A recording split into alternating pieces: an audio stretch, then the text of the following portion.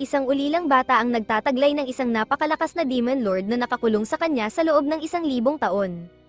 Ang makapangyarihang Demon Lord na si Dark Schneider ay nagpasya noon na lumikha ng Dark Rebel Army upang sakupin ang buong mundo, ngunit sa kabila ng kanyang kapangyarihan, siya ay nabigo. Gayunpaman, dahil sa kanyang sobrang astig na plot armor, tuwing siya'y namamatay, palagi siyang bumabalik na mas malakas pa sa New Game Plus save, 3 beses ang lakas. 15 taon na ang nakalipas, nakipaglaban si Schneider sa 4 na kaharian kasama ang kanyang 4 na kasama na sina Ney, Kolso, Gara, at Abigail sa isang 4 na taong digmaan. Kahit siya'y isang makapangyarihang wizard, nag-multiclass din siya bilang isang fighter, kaya't nagkaroon siya ng malakas na mahika at maskuladong katawan.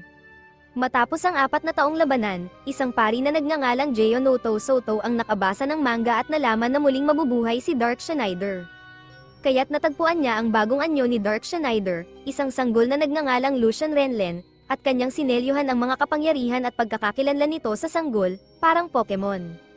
Sa halip na ipanganak bilang Dark Schneider, lumaki ang sanggol bilang si Lucian, isang mahina at madaling mapaikon.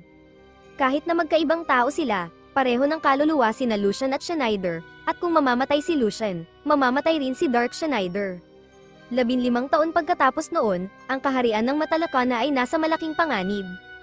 Ang Dark Rebel Army, ang hukbo ng 4 na Divine Kings na itinatag ni Schneider, ay umaatake. Mula nang mawala si Schneider, isang nagngangalang Bozo ang namumuno sa hukbo. Ang lungsod ay nasa kaguluhan habang sila ay tinatamaan ng kidlat mula kay Zeus at ang mga 7 talampakang steroid goblins na pinamumunuan ni Osborn ay nagiging one-shot lahat ng kanilang kalaban. Ang mga sundalo ay hindi kayang pigilan sila dahil iniisip nilang kaya nilang harangan ng malalaking demonyo gamit lang ang 8 sa kanila. Ano bang iniisip nila? Sa loob ng katedral, ipinangako ng mga pari na poprotektahan nila si Prinsesa Sheila anuman ang mangyari, at siniguro nila sa prinsesa na siya'y ligtas. Tinanong ng prinsesa kung sino ang mga mananalakay at ipinaliwanag nila na sila ay mula sa Dark Rebel Army. Si Lucian, na maliit pa noon, ay sobrang natatakot at humawak sa pinakamalaking tao sa silid, iniisip na siya ang magliligtas sa kanya. Dumating ang kanyang tagapag-alaga na si Yoko, hinayla siya palayo at tinanong kung ano ang problema. Umiiyak si Lucian at sinabing natatakot siya at gusto niyang umalis. Tinawag siyang duwag ni Yoko at sinabing magwawakas ang kanilang lahi kung hindi siya magpapakatatag. Natakot si Lucian na sasaktan siya ni Yoko, pero nang makita niyang hindi ito ginagawa, kinuha niya ang panyo at pinunasan ang kanyang mukha. Gusto niyang hugasan ito dahil nadumihan niya, pero sinabi ni Yoko na okay lang iyon. Nagsimula na siyang hugasan ito, pero hinayla siya pabalik ni Yoko at sinabihang manahimik. Agad na sinimulan ng mga sundalo ang pagbabara sa pinto. Sinabi nila sa prinsesa na masyadong maraming kalaban at kailangan niyang umalis bago masira ng kalaban ang pinto kasama si Osborn at ang kanyang Dark Army. Biglang nasira ang mga pinto at dumating si Osborn kasama ang kanyang hukbo. Tumawa siya at binalaan ng prinsesa na kukunin niya ito, pero humakbang si Yoko at sinabing hindi niya ito papayagan. Dahil sila'y nalalamangan, nagplano si Yoko na talunin ang kalaban gamit ang isang lihim na spell na natutunan niya mula sa kanyang ama na si Jeyo Noto Soto. Binalaan siya ni Jeyo na gamitin lamang ito sa mga sitwasyon ng buhay at kamatayan at ang spell na iyon ay gigising sa tunay na pagkakakilanlan ni Lucian. Tinanong ni Yoko kung ano ang ibig sabihin ni Jeyo at ibinunyag ni Jeyo na si Lucian ay ang muling pagkakatawang tao ni Schneider. Kapag nabasag ang selyo, gigising si Schneider at gagamitin ang kanyang kapangyarihan para wasakin ang kanyang mga kaaway.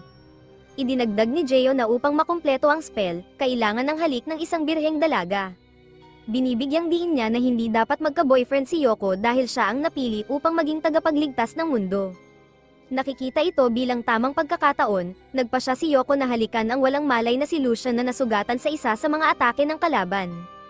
Biglang lumitaw ang isang madilim na aura mula kay Lucian, lumalakas ito at nagiging parang isang matanda, nagiging si Schneider.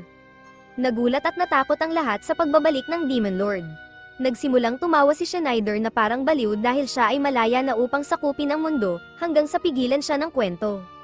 Gayunpaman, tila nakalimutan ng Dark Rebel Army kung sino ang namumuno. Dalawa sa ating mga malasin na manonood ay sumugod kay Schneider, ngunit sinabi niyang manahimik sila at agad silang niluto. Si Yoko, na nasa gulat pa rin, ay nagtanong kung siya pa rin si Lucian.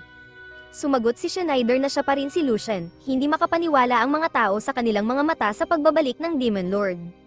Pero hindi natakot si Osborn at ipinagyabang na ang Dark Rebel Army ang namumuno sa lahat. Inutusan ni Osborn ang mga halimaw na umatake, ngunit ginawa silang lahat ni Schneider na tomato paste at ipinadala kay Uncle Roger. Natakot ang lahat sa nakakamanghang kapangyarihan ng maalamat na Demon Lord. Matapang na lumapit si Schneider kay Osborn, na kahit takot, ay nagbigay ng mga walang kwentang banta. Ipinagyabang ni Osborn na tatapusin niya si Schneider at wawasakin ng Dark Rebel Army ang kaharian. Sinabi niyang gagamitin niya ang kanyang pinakamalakas na spell na walang makakatagal, na parang Chidori ni Sasuke. Tumawa si Schneider at sinabing hindi uubra ang pekeng Chidori na iyon, ngunit pinaandar pa rin ni Osborn ang spell. Sa gulat ng lahat, nasaktan si Schneider, tinuya siya ni Osborn sa kanyang pagsasabing hindi iyon gagana. Nagsimulang sumigaw si Yoko dahil hindi man lang tumagal ng 10 segundo si Schneider. Sinimulan ni Osborn na hampasin si Schneider gamit ang kanyang club, ngunit walang epekto ito. Nabitiwan ni Osborn ang club sa takot nang magsimulang mabuhay muli si Schneider. Hindi makapaniwala si Osborn na nabuhay pa si Schneider. Galit na naghanda si Schneider ng spell upang tanggalin si Osborn. Nagsumamo si Osborn para sa kanyang buhay, nangangakong gagawin ang kahit ano, ngunit walang awa si Schneider at tinapos siya sa isang malaking apoy, na nagpatulala sa lahat. Ginamit ni Schneider ang pagkakataong ito upang makalayo mula sa katedral. Napansin ito ni Yoko at hinabol siya, nais malaman kung saan siya pupunta. Sinabi ni Schneider na nais niyang maghiganti sa ama ni Yoko dahil sa pagselyo sa kanya at pagkatapos ay plano niyang magsimula ng isang thermonuclear global war. Tumawa siya at tinanong si Yoko kung natatakot siya, sinasabing tatapusin niya ang sinumang tutol sa kanya, mabuti man o masama. Hindi makapaniwala si Yoko sa naririnig, ngunit tiniyak ni Schneider na papatawarin niya siya basta't wala siyang fans sa kanyang bio. May nararamdaman si Yoko para sa wizard na ito, ngunit ayaw niyang maniwala. Hinayla siya ni Schneider papalapit at nagpumiglas si Yoko, iniisip na may demonyong karisma si Schneider kaya siya ay nagkakaganyan. Itinanggi ito ni Schneider at nang tanungin ni Yoko kung mahal siya nito, sinabi ni Schneider na ayaw niya kay Yoko dahil palaging inuutusan siya nito. Bigla niyang hinalikan si Yoko, ngunit biglang nakaramdam si Schneider ng sakit at sumigaw. Bago pa man siya makagawa ng anuman, nabasag ang spell at muling naging si Lucian. Litong-lito si Lucian habang naghahanap ng halimaw, ngunit ngumiti lamang si Yoko at sinabi na gagawin niya si Lucian na Mac him up field habang buhay. Hindi nagtanong si Lucian at sinabi niyang gutom siya. Iminungkahi ni Yoko na umuwi na sila, at ngumiti ng malawak si Lucian. Habang naglalakad pa uwi, tinanong ni Yoko si Lucian kung gusto siya nito. Umuwi si Yoko at Lucian at nagsalo sa hapunan. Kinagabihan, isang misteryosong lalaki ang lumitaw at tinalo ang mga gwardyang nagpoprotekta sa bahay. Ang lalaki ay si Adep Kanay at ginagawa lang niya ang kanyang trabaho. Pumunta ang misteryosong tao sa silid ni Yoko, nagising si Yoko at nagsimulang magtanong sa misteryosong lalaki. Pinuri niya ang katalinuhan ni Yoko, ngunit bago pa siya makapagpakilala, sinipa siya ni Yoko sa kanyang ari, na nagdulot ng sakit na naramdaman ng bawat lalaki sa buong mundo. Bumagsak ang lalaki at ipinakilala ang sarili bilang Evil Guts, isa sa 4 na Divine Kings na nilikha ni Schneider. Ipinaliwanag ni Gar na may tanong siya para kay Yoko at alam niyang siya ang anak ng mataas na pari. Ikinulong ni Gar si Yoko sa dingding at tinanong kung nasaan si Schneider. Pinilit ni Yoko na hindi niya kilala ang sino mang may pangalang iyon. Samantala, mahimbing na natutulog si Lucian na walang pakialam sa mundo. Binanggit ni Gar ang Venom, isang spell na nilikha ni Schneider, at pinag-usapan ng isang golem na pumatay sa isang Hydra. Naniniwala siyang bumalik na si Schneider dahil ang mga golem ay sumusunod lamang kay Schneider. Nalilito kung bakit pinrotektahan ni Schneider ang kaharian ng 2 beses. Nais ni Gar ng mga sagot mula kay Yoko, ngunit wala siyang ideya kung bakit siya pinaulanan ng mga tanong. Sinubukan ni Gar na pilitin si Yoko na magbigay ng impormasyon, ngunit nagising si Lucian. Nag-alala si Yoko na matutuklasan ni Gar na si Schneider ay nakasil sa loob ni Lucian. Biglang naglabas ng madilim na aura si Lucian at sumigaw kay Gar gamit ang boses ni Schneider, na binalaan siyang huwag hawakan si Yoko dahil siya ang kanyang babae at tatapusin niya ito kung gagawin niya. Nabigla si Gar at nalito rin si Yoko, pinaliwanag ni Schneider, habang nasa anyo pa rin ni Lucian, na 2 beses na siyang naselyuhan ni Yoko, na nagpaluwag sa seal. Habang natutulog si Lucian, nakakakuha ng kaunting kontrol si Schneider. Hindi makapaniwala si Gar na si Schneider ay nakasil sa loob ni Lucian. Sa sandaling iyon, pumasok ang mataas na pari at mga gwardya upang iligtas si Yoko. Kinuha ni Gar si Yoko at nagpasabog ng signal, na nagpatawag ng Brown Eyes Black Dragon sa defense position. Sumakay siya dito kasama si Yoko at ginamit ito upang makatakas. Bago umalis, Sinabi ni Gar sa mataas na pari na ipagpapalit niya si Yoko para kay Schneider, ngunit hindi siya marinig ng mataas na pari dahil masyadong mataas na sila sa himpapawid. Nagalit si Schneider ngunit walang magawa dahil si Lucian ang may kontrol sa kanyang katawan. Naiulat ang pagdukot kay Yoko sa hari at konseho, nag-aalala ang konsehal na alam na ngayon ng kalaban ang lihim ni Schneider. Naluwag si Geo na si Lucian ay kasama pa nila at sinabing hindi pa nangyayari ang pinakamasama. Nakisimpatya ang hari kay Geo, na kinikilala ang kanyang pag-aalala para sa kanyang anak na babae. Iminungkahi ng ilang pari na bumuo ng rescue party, ngunit isiniwalat ni Geo na walang silbi iyon dahil tanging si Schneider lamang ang nakakaalam ng lokasyon ni Yoko, at siya rin ang geoguesser guy sa mundong ito. Hindi alam ng konseho kung ano ang gagawin dahil hindi nila mababasag ang seal ni Schneider nang wala si Yoko. Hindi nila maaaring halikan ng batang si Lucian dahil hindi sila mga pari ng Katoliko. Iniisip nila na kailangan nilang humanap ng ibang birheng dalaga na may mga magical abilities. Ngunit bihira na lang ang makakagawa niyan, lumapit si Prinsesa Sheila at nag-alok na tulungan si Lucian, binanggit ang kanyang pagsasanay sa white magic ng pari. Sumang-ayon ang lahat na tulungan ni Prinsesa Sheila si Lucian, ngunit tumutol ang hari dahil para sa kanilang pamilya, ang halik ay nangangahulugang kasal dahil lahat sila'y mga tanga. Nagpaliwanag si Sheila na kailangan ng tulong ni Yoko at hindi siya maaaring magtago habang nagdurusa si Yoko. Tumanggi siyang iwanan ng kanyang kaibigan, ngunit iginiit ng kanyang ama na ang royalty ay hindi dapat humalik sa isang hamak na tao. Sumingit si Gio, sinabing hindi maganda ang kalusugan ng hari, at inutusan ang mga gwardya na ipadala siya sa Brazil. Matapos alisin ang hari, sinimulan ni Sheila ang pagtawag kay Lucian. Nag-aalala ang mga pari na baka mapanganib ito dahil baka magising si Schneider at pumili ng sumama sa kalaban. Ngunit pinatahimik sila ng isang konsehal, sinasabing ang pagdukot kay Yoko ay ginawa ng kaaway ng mga kidnappers si Schneider. Ipinaliwanag ni Gio na may mga panganib sa paggising kay Schneider, ngunit may mga alaala siya mula sa 14 na taong pamumuhay bilang Lucian na nagbago sa kanya. Sa kabila ng pangamba na baka makansele sa Twitter, nagpa siya si Sheila na ipagpatuloy ang spell. Si Schneider lang ang makakapigil kay Kolso sa pagbabalik ng God of Destruction. Umaasa si Sheila na totoo ang mga sinabi ni Gio tungkol kay Schneider bilang kanilang tagapagligtas. Matapos makumpleto ni Sheila ang spell, nag-transform si Lucian pabalik kay Schneider, ngunit hindi siya nagwala. Humarap siya kay Gio na nagpaliwanag na si Yoko ay dinukot ni Gar. Sumama si Schneider, Sheila, at ilang sundalo upang iligtas si Yoko mula sa fortress ni Gar. Nagreklamo si Schneider sa pagsama ni Sheila, ngunit sinabi niyang hindi pa rin siya nagtitiwala dito. Tumingin si Sheila sa paligid at tinanong si Schneider kung naroon ang hideout ni Gar.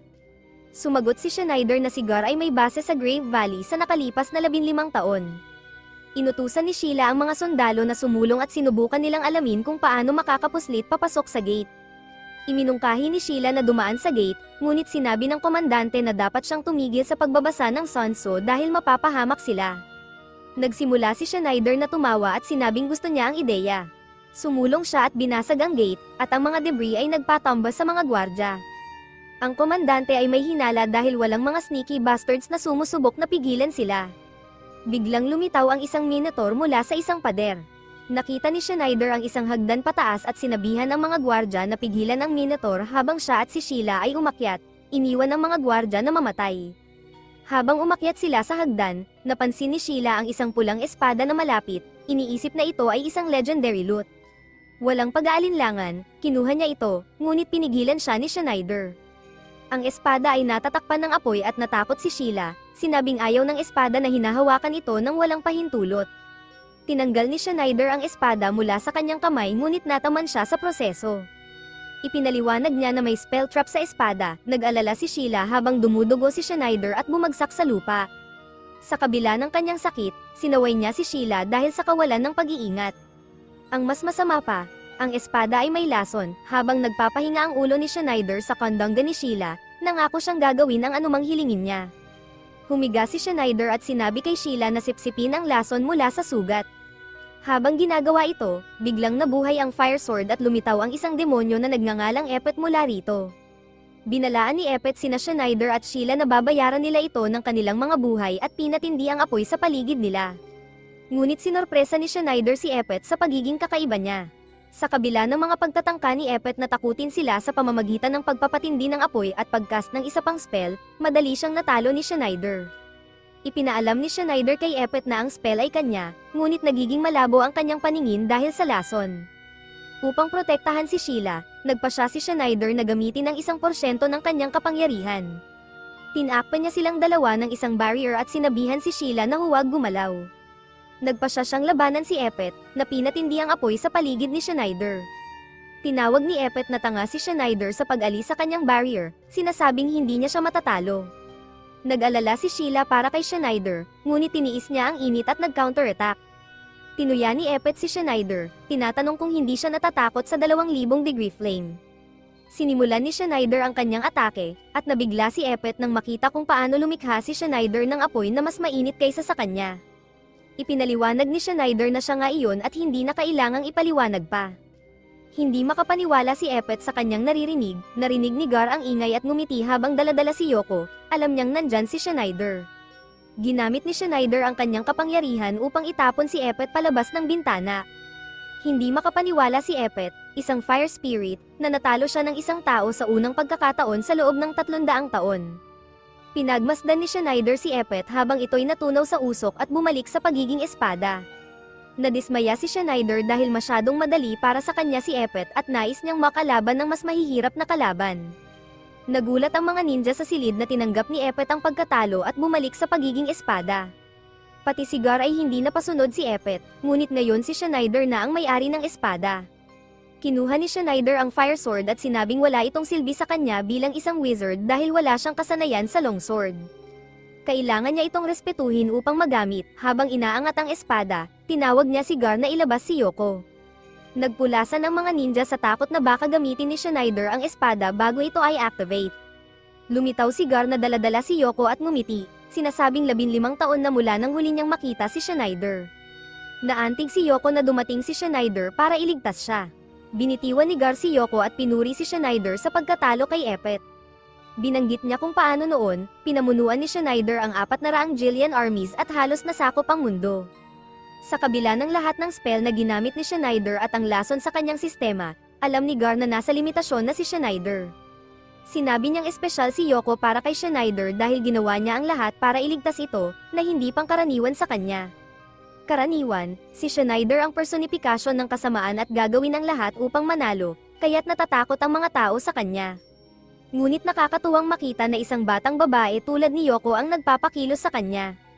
Iniwan ni Gar si Yoko at hinamon si Schneider na tapusin ang kanilang pagkakaiba sa pamamagitan ng isang labanan. Gusto niyang malaman kung sino ang mas malakas, isang wizard na gumagamit ng unang spell o isang swordsman na unang sumasaksak. Hiniling ni Gar kay Schneider na patunayan kung gaano siya kalakas sa nakalipas na 15 taon at tinanggap ni Schneider ang hamon ng walang pag-aalinlangan. Sinubukan ni Schneider na samantalahin ang pagkakataon sa pamamagitan ng paglusob kay Gar, ngunit napa-atras siya. Nag-cheer ang mga ninja para sa kanilang master habang ipinagyabang ni Gar na inatake niya si Schneider nang hindi lumalapit. Nanatili si Schneider sa kanyang pwesto at sumugod si Gar, hinahamon siyang mag-cast ng spell. Iniwasan ni Schneider ang espada ni Gar nang may kasanayan. Lumaban siya gamit ang espada ngunit naalala niyang wala siyang kasanayan sa long sword at kailangan niyang baguhin ang kanyang karakter. Napansin ni Yoko na kung walang spell, si Schneider ay literal na walang laban. Walang paraan para labanan ni Schneider si Gar, na parang isang bootleg guts. Ngunit dumating si Sheila at sinigurado kay Yoko na papayagan ng mga manunulat na talunin ni Schneider ang kanyang kalaban. Nagpatuloy ang sagupaan ni Gar at Schneider, at tinamaan si Schneider na nagpatulak sa kanya. Sinimulang bigkasin ni Schneider ang mga incantation, na ikinabahala ng mga ninja na baka mag-cast siya ng venom. Kumpiyansa si Gar na ang venom lang ang spell na natitira kay Schneider, kaya't sinugod niya ito. Natapos ni Schneider ang spell, ngunit nakalapit si Gar at pinutol ang braso ni Schneider. Nag-alala ang mga babae habang tuwang-tuwa ang mga ninja na nagtagumpay si Gar. Ngunit hindi pa tapos si Schneider, nag-cast siya ng venom, sinunog ang mga kamay ni Gar at halos naging tunay na guts. Nagawa ni Gar ang huling hakbang dahil ang venom ay tatama sana sa buong katawan niya at wawasakin ito. Sinabi ni Schneider kay Gar na minamaliit siya nito at itutulak siya sa hangganan na hindi pa niya nararating. Naging seryoso silang pareho at ipinahayag na tatapusin nila ang isa't isa. Nag-aalala ang mga ninja na kung magtatagpo silang dalawa, malinaw na isa sa kanila ang mananalo. Ngunit duda pa rin sila na may natitirang spells pa si Schneider upang labanan si Gar. Sinimulan ni Schneider ang pagcast ng isang legendary spell, habang naghahanda si Gar ng kanyang ultimate attack. Sinabi ni Gar na hindi makakast ni Schneider ang spell sa kanyang kalagayan, ngunit natapos ni Schneider ang spell at naglunsad si Gar ng kanyang atake.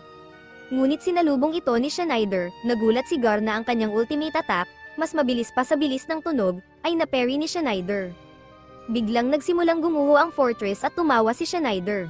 Ipinaliwanag niya na kapag nag-merge ang dalawang magkaibang spirits, nagkakaroon ng force field. Gamit ang kapangyarihang ito, plano niyang paliparin si Gar at ang fortress. Tinawag niya itong Jihad Overload at pinalabas ito. Nagbigay daan ng sahig sa ilalim ni Gar at tumawa si Schneider habang nagsimulang gumuho ang lahat. Halos matamaan ng debris ang mga babae ngunit protektado sila ng barrier. Bumagsak ang buong fortress na may lahat sa loob, iniwang nakaipit sina Gar at Schneider sa ilalim ng mga guho. Habang nag-uusap sila, unti-unting gumagaling ang kanilang mga sugat. Sinabi ni Gar na nagdaya si Schneider dahil mayroon pa siyang natitirang spell. Sinagot ni Schneider na ang mga high-level wizards tulad niya ay palaging nagtitira ng level 6 spells para sa huli. Sa tingin ni Gar, katawa-tawa ang sinabi ni Schneider at tinawag siyang tanga sa pagsasaayos ng kanyang sugat na braso nang walang paggamot. Hindi maintindihan ni Gar ang katawan ni Schneider ngunit wala siyang pakialam. Ngumiti si Schneider at sinabing gusto niya na kayang mag-move on ni Gar. Nagulat si Gar dahil sinubukan siyang saktan ni Schneider kamakailan lang, ngunit ngumiti lamang si Schneider.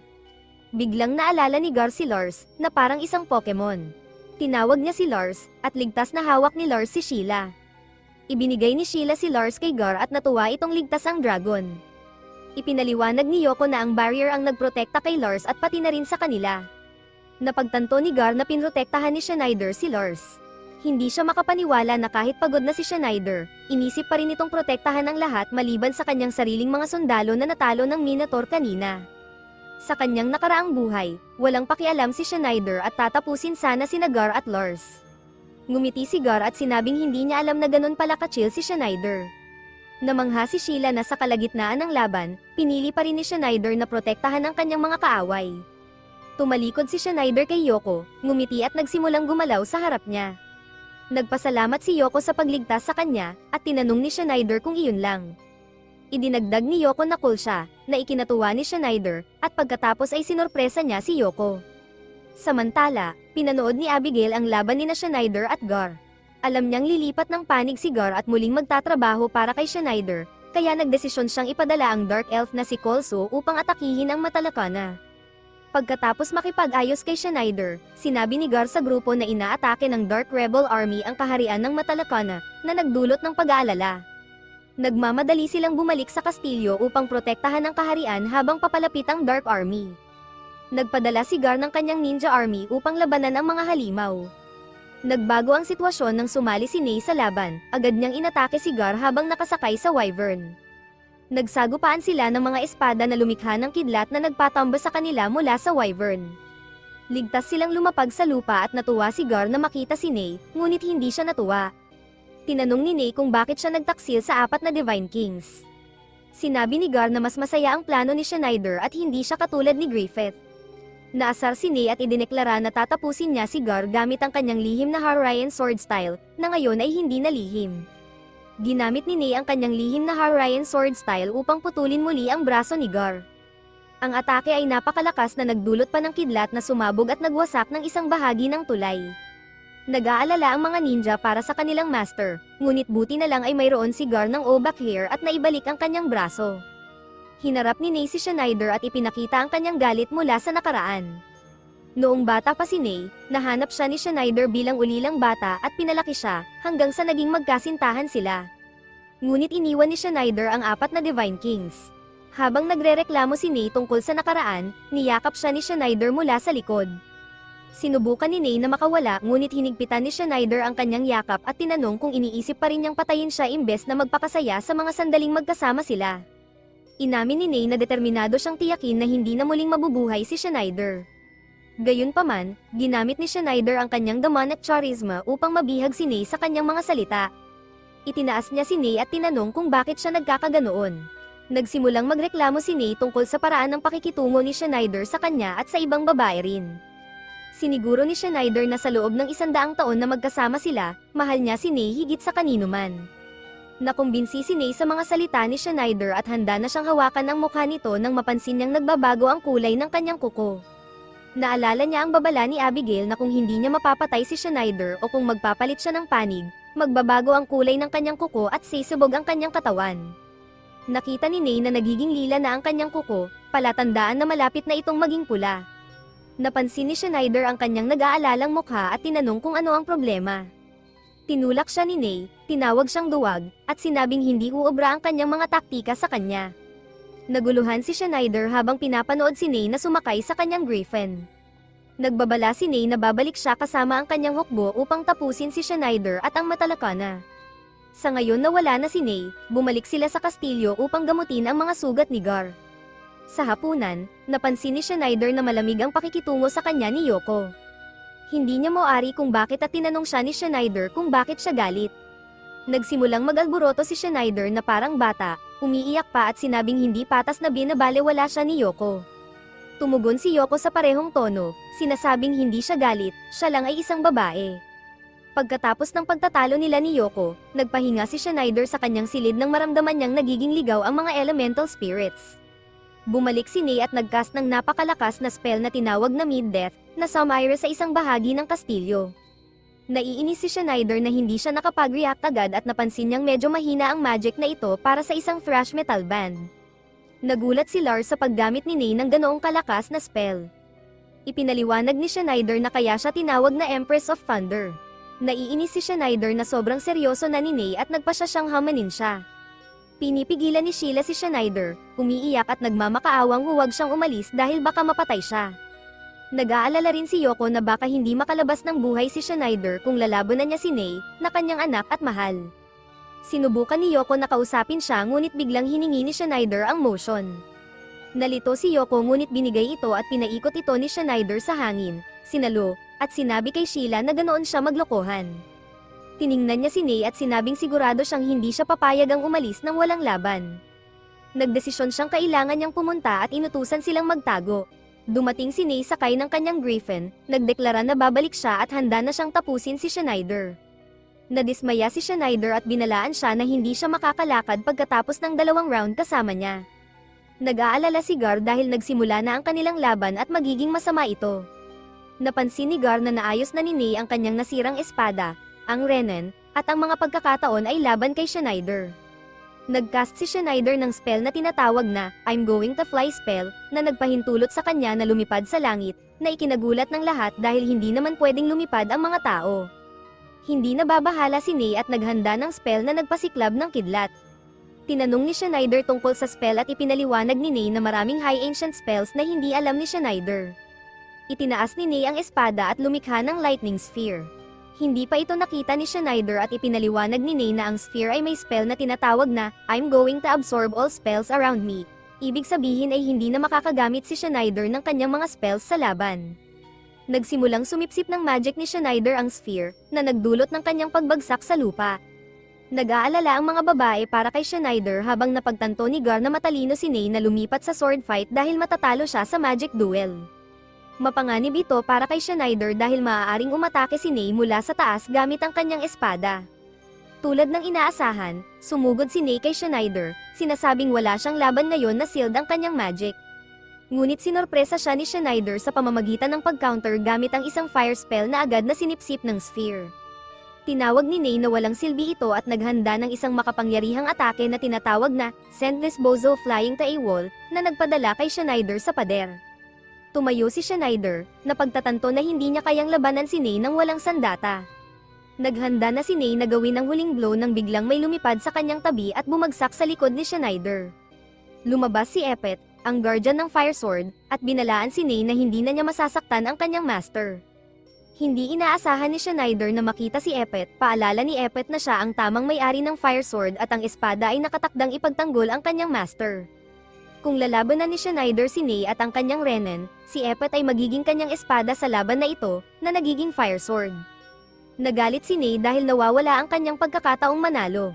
Ayaw sana ni Schneider ng tulong mula kay Epet pero dahil sa kanyang kalagayan, kinuha niya ang espada na agad nagningas ng apoy.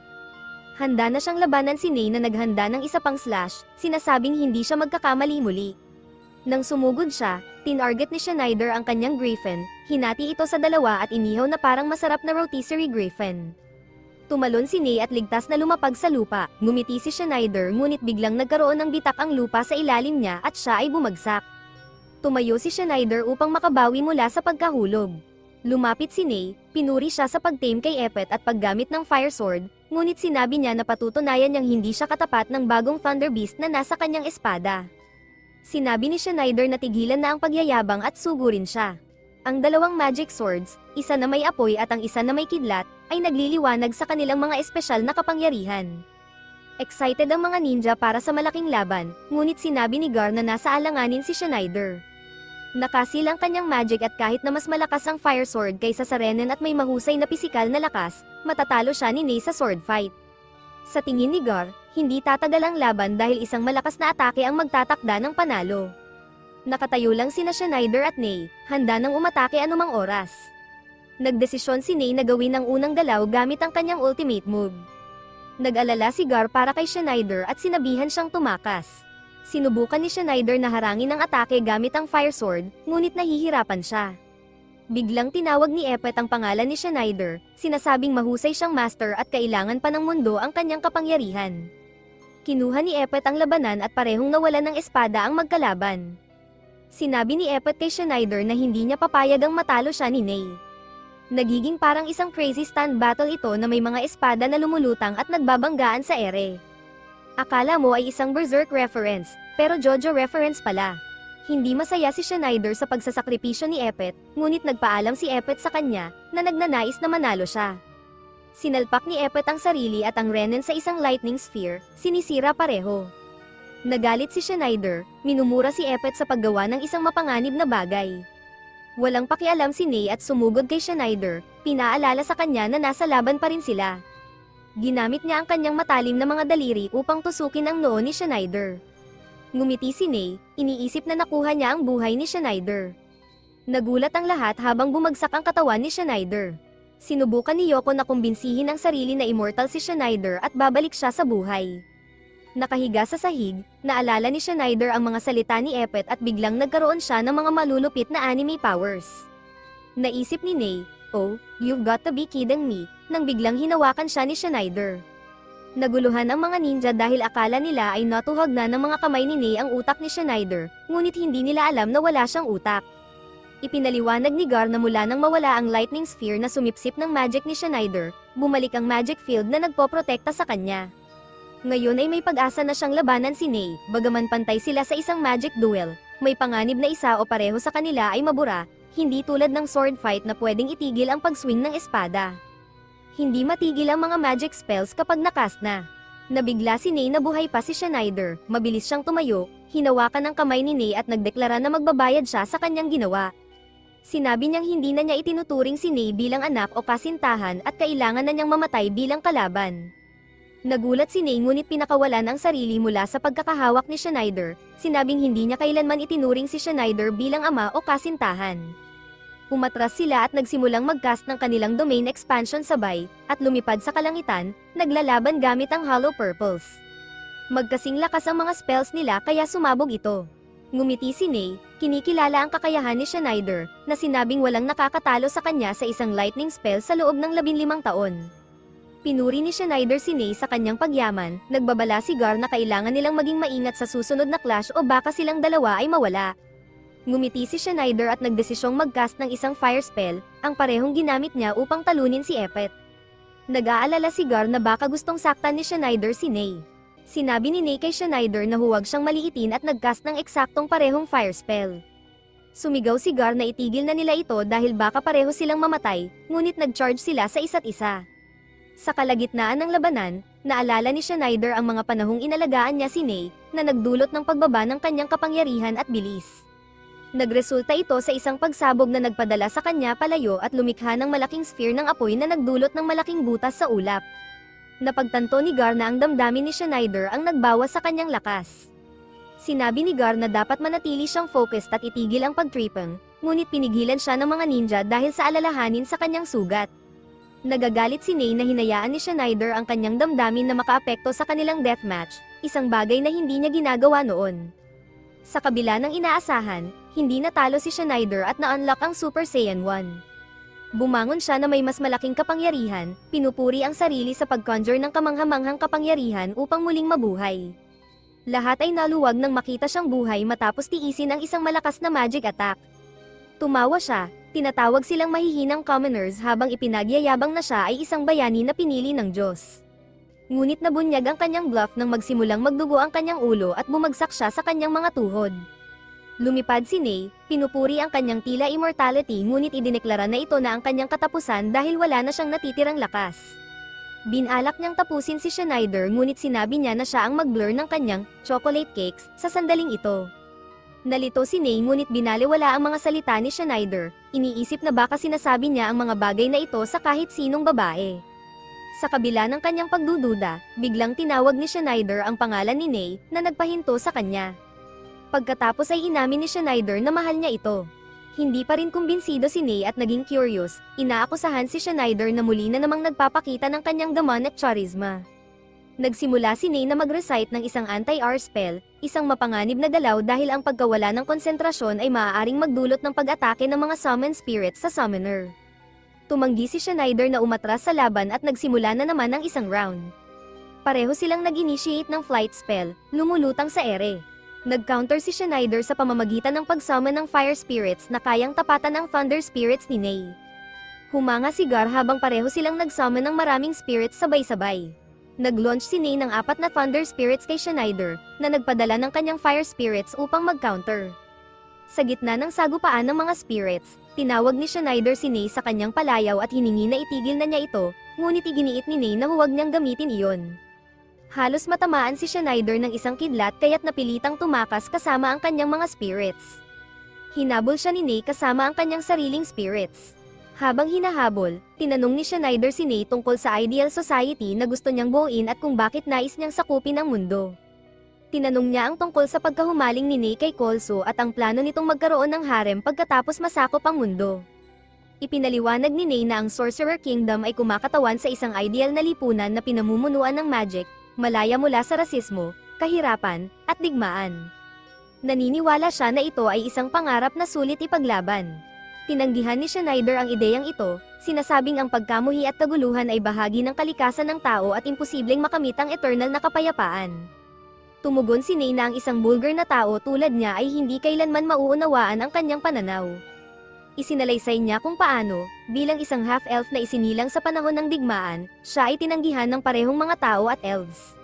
Dahil sa kanyang mixed heritage, hindi siya tinanggap ng mga tao at elves, na nagdulot ng labis na kalungkutan sa kanya. Simula pagkabata, palaging masama ang trato ng mga tao sa kanya at mas lumala pa nang magsimula ang digmaan sa pagitan ng Wood Elves at ng Dark Elf tribe na kumupkup sa kanya. Alam ni Ney na bilang isang half-elf, siya ay nag-iisa. Nagpagala-gala siya sa isang winasak na battlefield, nalilito at nagtatanong kung bakit siya iniwan. Kalaunan ay napagtanto niyang ginamit ng mga ito ang digmaan bilang dahilan upang iwan siya. Sa unang pagkakataon, nakaramdam ng awa si Schneider sa kanyang kwento. Sinabi ni Ney kay Schneider na ang pakikipaglaban para sa kanyang mga ideal ay mahalaga dahil may iba pang mga half-elf na naghahanap ng ligtas na lugar.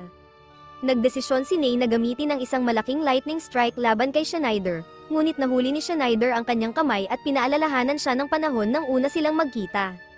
Binanggit ni Schneider na nang dumaan siya, hinawakan ni Ney ang kanyang robe, at sa nakalipas na 100 taon, siya ang naging kanlungan ni Ney. Hinikayat ni Dark Schneider si Arceus Ney na alalahanin ang magagandang panahon na pinagsamahan nila bilang isang uri ng pamilya. Inalala niya ang 15 taon na magkasama silang tinuturing na isang paraiso, kahit na iniisip ni Dark Schneider na isa lamang itong laro. Nasa isang espesyal na sandali na sila nang biglang maging lila ang mga kuko ni Arceus Ney, nagdulot ito ng sakit at isang barrier ang nagtaboy kay Dark Schneider palayo sa kanya. Bumangon si Dark Schneider upang tingnan si Arceus Ney, ngunit sinurpresa siya nito ng isang suntok na nagpabagsak sa kanya. Galit si Arceus Ney at hindi makapaniwala na muntik na siyang malinlang ni Dark Schneider. Inakusahan niya ito ng paggamit ng parehong estratehiya para akitin ang 100 kababaihan at gawing mga pawn sa kanyang mga ambisyosong plano. Tinawag ni Arceus Ney ang mga Thunder Spirits at pinakawalan kay Dark Schneider, na sumagot naman sa pamamagitan ng pagpapatawag ng Fire Spirits. Nagbanggaan ang mga spirits ng matindi. ngunit napansin ni Archesnay na nagiging hindi na maayos ang mga fire spirits ni Dark Schneider, tanda na nawawala na siya sa konsentrasyon at malapit nang maubos ang lakas. Anumang karagdagang pinsala ay maaaring maging delikado. Nakakita ng pagkakataon si Archesnay at nagbigay ng huling hampas, pinatalsik si Dark Schneider na tumama sa mga bato sa kanyang paglipad. Si Yoko, na nanunood, ay sumigaw ng pangalan ni Schneider.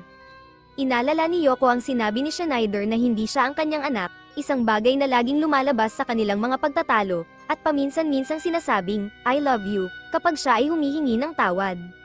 Galit siya nang mapagtanto niyang ginamit ni Schneider ang mga linyang ito upang manipulahin siya, na nagtatapos sa bawat argumento. Nakaharap kay Schneider na mahina at duguan, napagtanto niya na isa lamang siyang bihirang half-elf na pinalaki ni Schneider sa kapricho at hindi alam ni Schneider kung gaano siya kahalaga sa kanya. Pinatibay ni Yoko ang kanyang kamao ng kidlat at sinuntok si Schneider, na pinatalsik siya muli. Ipinahayag niya na ang pagsuko ay hindi isang opsyon sa isang laban-laban sa kanya, sabay tawa. Gayunpaman, sa kaloob-looban, nasasaktan siya dahil hindi nauunawaan ni Schneider na higit pa ang ibig sabihin nito sa kanya kaysa sa isang ama o kasintahan. Siya ay isang taong maaasahan at minamahal niya, sa kabila nito, nais niya na sana ay manatili na lamang si Schneider. Ang kuko ni Yoko ay nagiging pula, tanda ng paparating na problema, ngunit nahuli ni Schneider ang kanyang sarili at ligtas na lumapag. Si Yoko ay nasaktan habang nakikita niyang muli itong tumayo at ang kanyang daliri ay nagsimulang damyugo, na nagpapahiwatig ng paparating na problema. Si Yoko ay nalilito dahil hindi na niya nararamdaman ang anumang masamang intensyon mula kay Archesnay. Sa halip, parang umiiyak na bata si Archesnay, ang mga thunder spirits ni Archesnay ay nagsimulang mawala sa kontrol, bumabangga sa mga pader, at ang isa ay tumama sa haligi kung saan nakatayo sina Schneider at Yoko.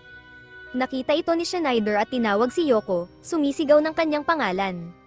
Nalito si Archesnay sa kanyang reaksyon, ngunit nang mawala ang usok, ipinakita ni Yoko ang dalawang daliri upang ipakita na siya ay okay, na nagpakalma kay Schneider. Sinabi ni Yoko na hindi siya madaling sisuko, tinawag ni Schneider si Sheila na walang malay. Sinuri ni Yoko si Sheila at naluwag nang makita niyang humihinga pa siya, bagaman walang malay. Ang mga Thunder Spirits ay nag-ipon at nagtangkang salakayin sina Schneider at Archesnay. Si Archesnay ay nagtakip sa kanyang sarili ng barrier at nang maglaho ang mga spirits, nagdesisyon siyang sumuko, nakikitang walang kabuluhan ang pagpapatuloy ng laban. Sa paglilinis ng lugar, ipinahayag niya ang kanyang intensyon na tapusin na ang lahat, binanggit na kaya lamang ni Schneider ng isa pang spell. Sinabi niya kay Schneider na ibigay ang kanyang pinakamahusay na shot o tunay na mamamatay si Yoko, na nagbigay ng reaksyon mula kay Schneider. Nalito si Yoko, nararamdaman na may kakaiba, ang mga Thunder Spirits ay wala sa kontrol ni Archesnay at inatake si Yoko, ngunit ngayon ay sinasabi niyang sadyang ginawa niya iyon. Inisip din ni Yoko na hindi parang gusto ni Archesnay na patayin si Schneider. Ang plano ni Archesnay ay nagtagumpay, pinapagalit si Schneider na sumigaw na sisirain niya ang sinumang manakit kay Yoko, kahit pa ito ay si Archesnay. Ngumiti si Archesnay, habang hawak ang dumudugong mga kuko, habang si Abigail at ang kanyang mga tauhan ay tumatawa ng menacingly. Maaaring huli na para kay Archesnay kung hindi siya magmamadali bago maging crimson ang mga kuko niya. Maaaring mabasag ang sumpa sa pamamagitan ng pagkuha sa puso ni Schneider at paggamit ng dugo nito upang basagin ang spell. Naghandang mabuti si Archesnay, nagbabala kay Schneider na ang kanyang susunod na spell ay isang mapanirang spell na tatapos sa kanyang buhay. Galit si Schneider at handang harapin siya, sinasabi na tatapatan niya ito ng kanyang ultimate spell. Dumating si Gio at ang isang bruha upang panoorin ang laban. Nagkomento si Gio na ang magical force na pinapakawalan nila ay maaaring pumatay sa bawat isa, ngunit hindi sumang-ayon ang bruha. Nakita niya si Schneider sa kanyang bisyon na may punit na dibdib at naniniwala siyang nakatakda na ang kapalaran. Nagsimulang mag-cast ng parehong spell sina Schneider at Archesnay. Nag-alala si Gio dahil hindi ito basta-bastang spell. Ito ay ang hindi pa tapos na spell ni Schneider, gayunpaman, sa tindi at paraan ng kanilang pag-cast, inisip ni Gio na maaaring natapos na ni Schneider ang spell na ito, ang Ultimate Mass Destruction spell. Habang nagsalubong ang kanilang mga spell, nagpaalam si Archesnay at nagsabing, I love you. Lumikha ang banggaan ng nakakasilaw na liwanag at malakas na hangin. Sa simula ay mukhang pantay sila, ngunit napansin ni Gio na bahagyang mas malakas ang spell ni Schneider, na itinutulak pabalik si Archesnay. Malapit nang matapos ang laban dahil hindi magtatagal ang spell at ang malakas na puwersa sa pagitan nila ay magpapalayo kay Archesnay. Si Archesnay ay nagnanais na mabilis na matapos ang laban, mas gustong mamatay sa kamay ni Schneider kaysa magdusa sa sumpa na sumisira sa kanya. Nakita ni Yoko si Archesnay na umiiyak at napagtanto niyang ayaw niyang matapos ang lahat sa ganitong paraan. Walang magulang at anak na dapat magpatayan, nagsimulang sumigaw si Yoko sa kanila na tumigil na at tinawag si Gar upang makialam. Ipinaliwanag ni Gar na huli na dahil nasa isang trance state na sila at hindi na sila maririnig. Bukod pa rito, ang kapangyarihan ng isang magic spell ay hindi na maaaring bawiin, kaya ang magagawa na lang nila ay saksihan ng katapusan ni Archesnay habang nagpupumilit siya laban sa magic force. Habang hinihintay ni Archesnay ang kanyang katapusan, hiniling niya na sa kanyang pagkamatay, hawakan siya ni Schneider sa kanyang mga kamay sa huling pagkakataon, habang lumuha siya. Patuloy si Schneider, ngunit bigla niyang narinig ang isang tinig na tumatawag sa kanyang pangalan. Nagtanong siya kung sino ang tumatawag at dinala siya sa isang trance state kung saan nakita niya si Lucian na tumatawag sa kanya. Ipinaliwanag ni Lucian na dahil sa pagmamahal ni Archesnay sa kanya, siya ay nakakaranas ng sakit na mas masahol pa sa kamatayan. Sinabi ni Lucian kay Schneider na buksan ang kanyang mga mata at tingnan ang kanyang anak. Nakita ni Schneider ang daliri ni Archesnay na nagdudugo, at kinilala ang sumpa. Ipinaliwanag ni Lucian na sa gitna ng walang katapusang pagdurusa, pinili ni Archesnay ang kamatayan hindi sa kamay ng sumpa kundi sa kamay ng kanyang minamahal. Nakita ni Schneider si Archesnay na bumabagsak habang sinasabi nito na mahal niya siya at lumuha sa huling pagkakataon. Ang galit na ito ay nagdulot ng power overload kay Schneider na nagulat na na-reverse ang spell na kanilang ginagawa. Lumabas na na-teleport ni Schneider ang spell sa ibang lugar. Napagtanto ni Archesnay na buhay pa siya, tumayo si Schneider sa harap niya at tinanong kung masakit ba ang sumpa, napansin ang kanyang labis na nagdudugong daliri. Sinabi niya na palalayain niya siya, sa kanyang pagkabigla, sinaksak ni Schneider ang kanyang kamay sa kanyang dibdib at kinuha ang kanyang puso. Nang damay-kit ang dugo niya sa mga daliri ni Archesnay, nabasag ang spell sa kanyang kamay at isang kakaibang kulay abong bagay ang lumipad sa langit. Sinabi ni Baba, ang bruha, na isa itong masamang espiritu mula sa matagal ng panahon at ito ay isang malakas na sumpa. Nagalit si Archesnay kay Schneider sa pagkuha ng kanyang puso para iligtas siya, tinawag siyang tanga sa pagsubok na maging isang bayani para sa hustisya, na nagpaluha kay Gar. Bumagsak si Schneider patungo kay Archesnay, habang bumabagsak si Schneider, naalala ni Archesnay ang magagandang panahon na pinagsamahan nila. Hinawakan niya si Schneider na duguan, habang ang kanyang magic nail ay nabasag. Umiyak si Archesnay at sumigaw ng malakas, natupad ang hula ni Baba. Nawalan ng malay si Yoko nang makita ang pagkamatay ni Schneider. Nagtaka siya kung bakit kailangang mangyari ang lahat ng ito at naisip ang mga panahong kasama niya si Schneider. Inilagay nila si Schneider sa isang bukas na silid. Tinanong ni Gio tungkol kay Archesnay at sinabi ng head knight na hindi niya iniwan ang tabi ni Schneider. Nanatili siya sa kanyang katawan ng 3 araw hanggang sa siya ay nag-collapse dahil sa pagod at ngayon ay natutulog sa kanyang silid. Nag-alala si Gio na baka samantalahin ni Colso at Abigail ang oras na ito upang salakayin sila. Pumasok si Yoko sa silid kung saan naroon ang katawan ni Schneider. Tinitigan niya ito at sinabi na hindi kailanman ibinalik ni Schneider ang barya na hiniram niya. Yumuko siya at hinalikan siya, habang napuno ng luha ang kanyang mga mata. Pagkatapos niyang umalis, pumasok si Lars at biglang nagliwanag ng sobra ang katawan ni Schneider. Naging Lucian ito, pagkatapos ay bumalik kay Schneider. Lubos na nagulat si Lars sa kanyang nakita, habang abala si Abigail sa pagbabalik ng God of Destruction, muling nabuhay si Schneider dahil sa kapangyarihan nito. Mahigit 400 taon na ang nakalipas, winasak ng God of Destruction ang mundo upang palayain ito mula sa madilim nitong puso. Nang halos masira na ang lahat, lumitaw ang isang maliwanag na nagdala ng isang dragon. Naglaban sila ng matindi, niyanig ang akses ng mundo at pumatay ng maraming tao. Nanalo ang dragon, ngunit nagbago ang kwento sa paglipas ng panahon at nakalimutan ng mga tao ang tunay na katotohanan. Nagsama-sama sina Yoko at ang iba pang tao kung saan naroon si Schneider. Pinanood nila habang bumabalik ang kanyang puso, ngunit mayroong nakakakilabot na aura sa paligid niya habang siya'y muling nabubuhay. Iniisip ni Gio na ang kapangyarihang ito ay konektado sa muling pagkabuhay ng Demon God. Isang butas ang lumitaw sa gitna ng dibdib ni Schneider at nang mabuo na ang puso, mga hibla ng dugo mula sa kanyang dibdib ang humila sa bagong puso at itinama ito sa tamang lugar. Umakyat si Yoko sa katawan ni Schneider at sinimulang sampelen ang kanyang mukha, sinasabing kailangan nila ang kanyang tulong at nagbanta na susuntukin siya kung hindi siya magising. Ang banta ay nagtagumpay at nagising si Schneider, na siyang nagpabagsak sa bubong ng silid. Nagising si Schneider na nasa kanyang mga bisig si Yoko. Nakita ito ni Gio at naisip na si Schneider ngayon ay mas malakas kaysa dati, mas malayo pa sa inaasahan ng sinuman. Makalipas ang ilang oras, biglang pumasok si Gar sa isang silid na sumisigaw para kay Schneider at sinasabing tingnan ang labas. Tinanong ni Schneider kung bakit ganoon na lamang ang pag-aalala ni Gar, ngunit sinabi ni Gar na tumahimik na lang siya at tumingin. Pumunta sina Schneider at Yoko sa bintana at nakita ang isang itim na ulap sa kalangitan. Sa parehong oras, ang mga sundalo ay nakaharap sa isang demonyo na mukhang kalansay sa labas ng mga pintuan. Ang demonyo ay tila gumagawa ng itim na ulap, ang kalansay na demonyo ay nagchant ng isang spell at ginamit ito upang salakayin ang mga sundalo. Pumasok ito sa bayan, naglalabas ng kanyang masamang aura. Sinabi nito na ang mga tao ay mahina at dapat lamang sumunod sa kanya, na magiging bahagi ng kanyang kaluluwa at mabubuhay magpakailanman.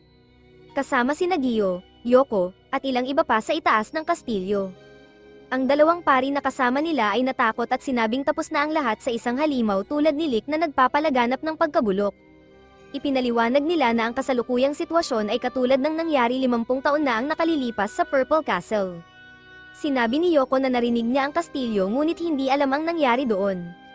Ipinaliwanag ng kanyang ama na ang 4 na royal families ay konektado at lahat sila ay nagmula sa Deep Purple Royal Family. Ang kaharian ng The Purple ay dati mayaman sa magagandang tubig, magandang lupa, at magandang panahon, ngunit isang gabi, ito'y naging isang ganap na disyerto. Isang araw, dumating si Lick sa Purple Castle na may dalang madilim na ulap at inatake ang The Purple Kingdom. Ipinaliwanag ni Gio na 4 na tao ang pumiling maging id gamit ang spell na maging undead. Sila'y mga makapangyarihang pari at magicians na may kanya-kanyang mga dungeons, ngunit hindi sila kaaway noon. 50 taon na ang nakalilipas, isang walang ingat na tao ang nagpumilit na gamitin ang Mega Death spell sa isa sa mga dungeons. Naalala ni Yoko na si Schneider lang ang gumagamit ng spell na iyon. Ang mga gargoyle sa paligid ng mga pader ng kastilyo ay nagliwanag at naging apoy, na lumikha ng isang firewall sa paligid ng buong lungsod. Pinigil ng firewall ang pagkalat ng madilim na ulap. Sina Schneider, Gar, at Archesnay ay nag-gear up at pumunta kay Lick. Sinabi ni Schneider na si Lick ay isang stand-in na ipinadala upang sirain sila, ngunit siya'y nasasabik sa kasiyahan. Napansin ni Archesnay na may kakaiba sa firewall at sinabi kay Schneider.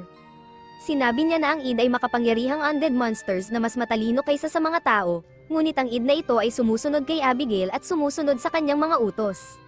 Sinabi ni Schneider na madali itong harapin dahil nagsagawa siya ng mga eksperimento sa Mega Death spell 50 taon na ang nakalilipas sa dungeon ng The Purple Kingdom. Nag-alala si Gar kung ang kaharian ng The Purple ay bumagsak dahil kay Schneider 50 taon na ang nakalilipas. Tumawa si Schneider at sinabing maaaring kasalanan niya ito. Anuman ang kalaban, haharapin nila ito ng madali. Dumaan si Lick sa firewall na parang walang anuman, na ikinagulat ni Gar at Archesnay.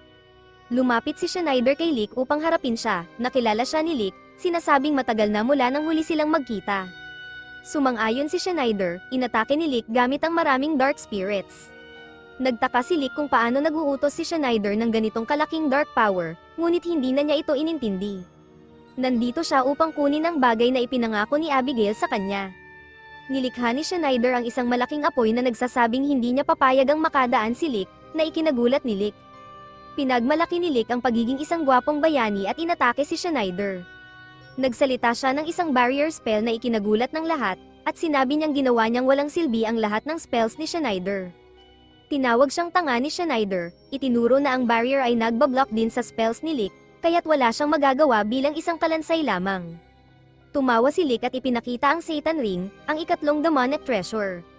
Ipinagmalaki niya kung paano ito isa sa pinakamakapangyarihang magic items at pangarap ng lahat ng magician na magkaroon nito. Nagsalita siya ng isang spell na lumikha ng isang itim na sphere sa ibabaw ng kanyang ulo, na parang black hole na hinihigop ang mga bagay sa kanyang paligid. Hinigop ng sphere ang mga bagay, kasama si Schneider. Sinubukan ni Schneider na labanan ng paghila dahil hindi siya makalipad ng walang magic. Sinabi niya kina Gar at Archesnay na manatiling malayo o sila'y mahihigop din. Tinawanan ni Lick ang mga tao at sinabing walang laban si Schneider sa kanya. Hinigop si Schneider patungo sa sphere at ang bagay na tumutulong sa kanya ay nasira.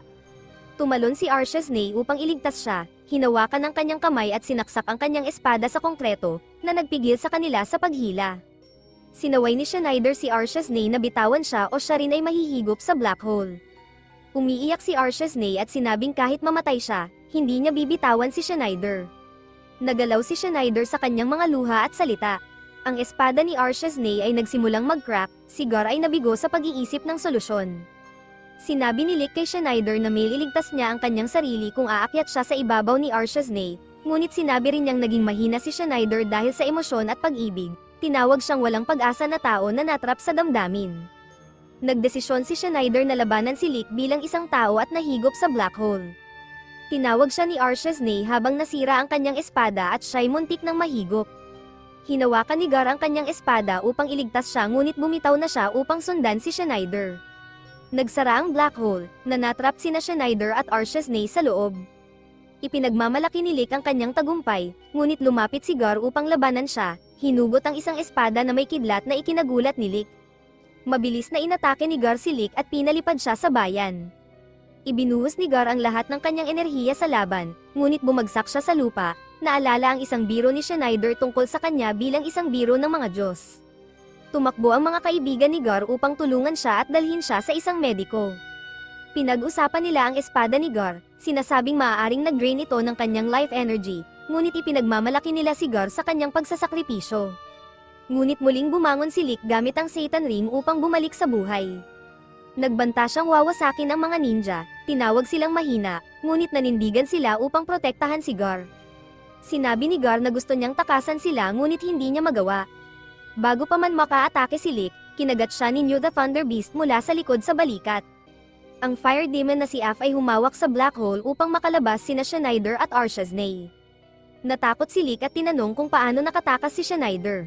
Ipinaliwanag ni Schneider na habang sila'y palutang-lutang, gumamit siya ng spell upang makahanap ng magic at tinawag ang Enchanted Swords. Lumilikha ng isang malakas na barrier sa paligid nila. Nakita ni Lick na si Schneider ay nasa labas na at sinubukan niyang gumamit ng kapangyarihan mula sa Satan Ring, ngunit pagkatapos matalo ni Gar, nakalabas sina Schneider at Archesnay. Lumapit sina Schneider at Archesnay kay Gar at nakisimpatya sa kanya. Nagbiro si Schneider tungkol sa masamang kondisyon ni Gar ngunit pinasalamatan siya sa tulong. Ngunit biglang sumingit si Lick, sinabing maaga pa ang kanilang selebrasyon. Sinabi niyang nabuhay siya ng 100 beses, bawat isa ay mas malakas. Ipinagmamalaki niyang walang bisa ang kanilang mga atake at pinatunayan na walang kapangyarihan ang mga tao. Nagalit si Schneider at sinabing pagbabayaran ni Lick ang pananakit sa kanyang kaibigan.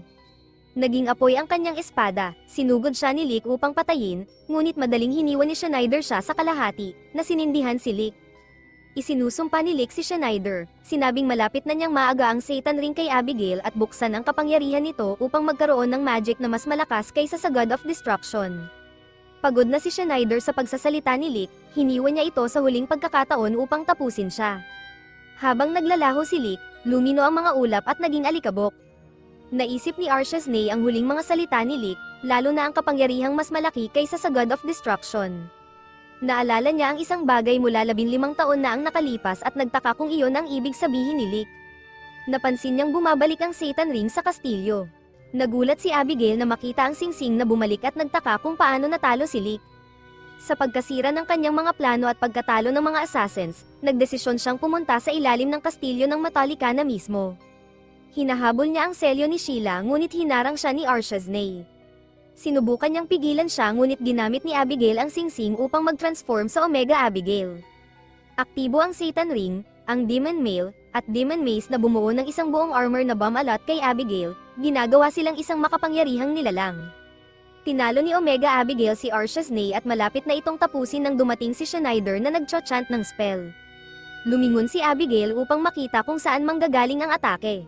Ang spell ni Schneider ay nagpasama ng isang golem, at napagtanto ni Abigail ang panganib. Binutes ng golem ang pader, na nagdala kay Abigail at Schneider na magkaharap. Lahat ay napatigil, iniisip kung ano ang magiging laban na ito. Ininsulto ni Schneider si Abigail, hinihiling na pakawalan si Archesnay. Sinubukan ni Archesnay na babalaan si Schneider na immune si Abigail sa magic attacks sa kanyang kasalukuyang anyo, ngunit siya'y pinipiga laban sa pader ni Omega Abigail, nawasak ang lahat ng kanyang armor. Tinukso ni Abigail si Schneider, sinasabing ang dating pinuno ng Underworld, Emperor of Darkness, at prinsipe ng impyerno ay nahulog sa isang pangalawang klaseng unggoy na kumakampi sa mga tao at puwersa ng kabutihan. Walang pakundangan na sinugod ni Schneider si Abigail kasama ang golem. Tumakbo si Gar papunta sa kanya, sinasabing panatilihing malamig ang ulo. Inulit ni Archesnay ang parehong payo, hinihimok siyang huwag atakihin ng bulag. Gayunpaman, inudyukan ni Abigail si Schneider sa pagsasabing sa wakas ay haharap siya sa kamatayan. Pinatigil siya ni Schneider sa pamamagitan ng pagsuntok sa kanyang baliktad na mukha, na nagdulot kay Omega Abigail na bumagsak. Tinanong ni Abigail kung paano nalaman ni Schneider na ang nakalantad na mukha ang kahinaan ng golem. Nagmayabang si Schneider, sinasabing siya ay isang natural-born genius. Muling sinugod ni Schneider si Omega Abigail ng puno ng determinasyon. Nanatiling kalmado si Abigail at naghanda upang umatake. Bumukas ang chest plate at shoulder guards ni Omega Abigail, nagpapakita ng mga kristal na orb. Ipinahayag ni Abigail na siya ay mas makapangyarihan kaysa kay Schneider at hindi matatalo. Nagpalabas siya ng isang blast mula sa mga orb, ganap na sinira ang golem ni Schneider at ang lugar sa paligid nila. Nakatalon si Schneider bago ang atake, lahat ay napatameme sa nakikitang mapanirang kapangyarihan ni Abigail. Nabahala si Archesnay dahil ang kapangyarihang ito ay hindi magic at naramdaman niya ito noon. Napagtanto ni Schneider na ito ay ang magic ng sinaunang mundo na nagpakuryo sa kanya. Binalaan siya ni Gar tungkol kay Omega Abigail na handang umatake mula sa likuran. Sinabi ni Abigail kay Schneider na ang nakita niya ay maliit na bahagi lamang ng dakilang kapangyarihan ng kasamaan na minsang sumira sa sangkatauhan. Napagpasyahan ni Schneider na kung ang demonic treasures ay may ganitong kataas na destructive powers, gusto niyang makuha ang isa. Nabigla ang lahat sa narinig na ang demonic treasures ay nilikha ng mga alchemists at sorcerers ng sinaunang mundo gamit ang parehong proseso na ginamit upang lumikha ng God of Destruction. Ipinagmamalaki ni Abigail na nahulaan ni Schneider ang mga bagay na ito at sinabi na sa 4 na Divine Kings, si Schneider ay isang puzzle sa kanya dahil hindi niya ito nauunawaan. Naisip ni Abigail na si Schneider ay napakatalino at makapangyarihan.